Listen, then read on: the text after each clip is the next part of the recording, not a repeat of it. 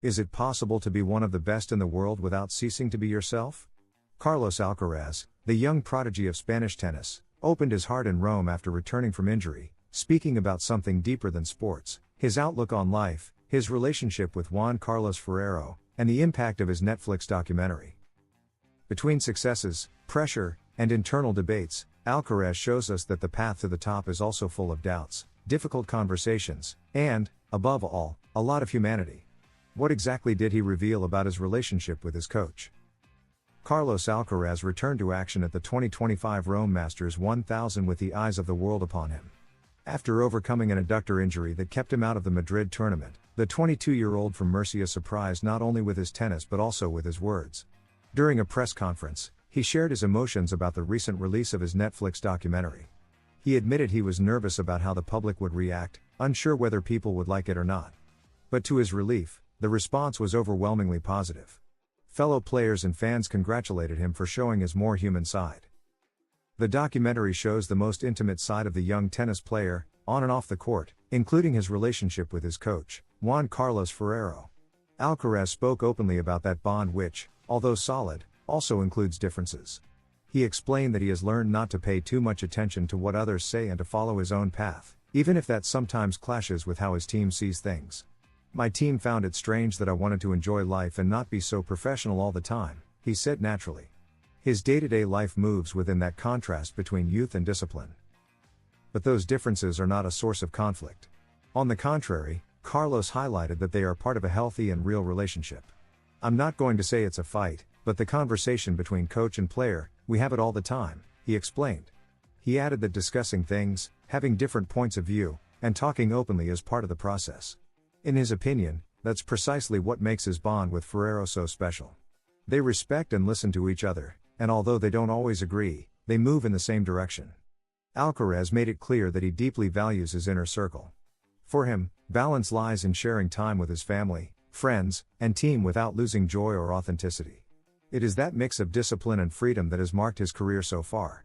I still do the things I like, he said, reaffirming his commitment to staying true to himself. In a world as demanding as professional tennis, maintaining that mindset is not easy. But he has made it his personal signature, even when it means facing criticism or misunderstanding. Carlos Alcaraz is not only an extraordinary talent on the court, he is also building a different model of success. Instead of blindly following what is expected of a tennis star, he has chosen to live the sport his own way, with honesty, authenticity, and dialogue. His relationship with Ferrero is not a story of perfection, but of constant construction. And that makes it even more valuable. This kind of transparency is rare in high-level sports. But Alcaraz has done it with humility and maturity, showing that behind every trophy is a young man who also learns, stumbles, reflects, and above all, feels. Did you imagine that Carlos Alcaraz and Juan Carlos Ferrero had these differences? Do you think that sincerity could be his greatest strength? Let us know in the comments what you think of this way of living tennis, and subscribe so you don't miss more human stories about the sport we love. See you in the next video. Is Carlos Alcaraz finally regaining his best form after the injury? The young Spaniard continues to progress at the 2025 Rome Masters 1000 and, for the first time in his career, has reached the fourth round of the tournament. After a tough battle against Laslo Djere, Alcaraz not only showed physical strength but also a sharp and rebuilding mindset. With Roland Garros just around the corner, the Mercian is making it clear that his goal is not just to win, but to reach 100%. Could Rome be the stage where he fully regains his form and confidence? Carlos Alcaraz continues checking off unfinished business in his short but brilliant career, and Rome was one of them. For the first time, he has reached the fourth round of the Italian tournament after defeating Serbia's Laslo Djere 7-6, 6-2. A match that started uphill, with a very solid opponent from the baseline who even had clear chances to close out the first set. But Alcaraz managed to resist, stay mentally strong, and wait for his moment. That resilience led to a much more comfortable second set, where he imposed his rhythm as Djere began to show discomfort in his right elbow. In the mixed zone, the Mercian spoke honestly about what this victory meant. He explained that the start was especially difficult because he couldn't find a way to hurt an inspired Djere.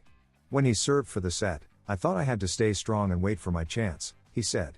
That ability not to despair, even when things aren't going well, is one of Alcaraz's trademarks, and a key factor in his comeback after the injury suffered at the Conde de Godó. An obstacle that, little by little, is being left behind. But beyond the result, Alcaraz highlighted something key: the victory in just 2 sets. "I'm trying to come back the best I can from the injury," he admitted. In long tournaments like the Masters 1000s, where physical wear accumulates, winning without having to play a third set is pure gold. It allows him to save energy, reduce risks, and recover better between matches. He himself acknowledged that it's not always easy to stay focused, but that mental consistency is part of his recovery process after the break. His record in Rome shows how hard it has been to shine at this tournament. In 2023 he lost unexpectedly to Fabian Marozsan. In 2024 he couldn't even compete due to physical issues, and before that, he was either committed elsewhere or chose to rest. This 2025 marks a turning point. Not only is he present, he's determined to stay until the end. With every win, he looks more comfortable, sharper, and closer to the level that led him to win Roland Garros last year. Even so, he knows there is still a long way to go and tough rivals ahead. Now his next challenge will be Karen Khachanov, a powerful and experienced player, especially dangerous at this mid-stage of tournaments. Alcaraz hopes to further improve his level, refine his shots, and solidify the physical recovery he has carefully managed in recent weeks. Every step in Rome not only brings him closer to an important title, it also brings him closer to the best version of himself, just when he needs it most. Carlos Alcaraz is using Rome as the perfect platform to regain confidence, form, and competitive rhythm. Winning in 2 sets, staying mentally strong, and managing pressure well are signs that his recovery is on the right track. This 4th round is not just a statistic, it's a confirmation that the Mercian is back on track and hungry for greatness. If he continues on this upward trend, not only will he be a title contender in Rome, but he will also arrive at Roland Garros as one of the main favorites. His game is starting to shine again, and his mindset seems stronger than ever. Is Carlos Alcaraz's path getting more complicated in Rome? The world number 3 keeps advancing at the Italian Masters 1000, but each round is a new challenge. After a tough win against Laslo Djere, he now faces a rival who, while never having beaten him, could be his biggest obstacle so far, Karen Khachanov. And if he overcomes that hurdle, what comes next won't be easy either. Alcaraz could face Jack Draper again, his conqueror in Indian Wells. Will he be able to maintain his dominance on clay amidst an increasingly fierce draw? Carlos Alcaraz continues to make his mark in Rome, but not without struggle. After a relatively comfortable debut against Dusan Lajovic, the Mercian had to fight hard to overcome Laslo Djere, a clay court specialist and very solid from the baseline.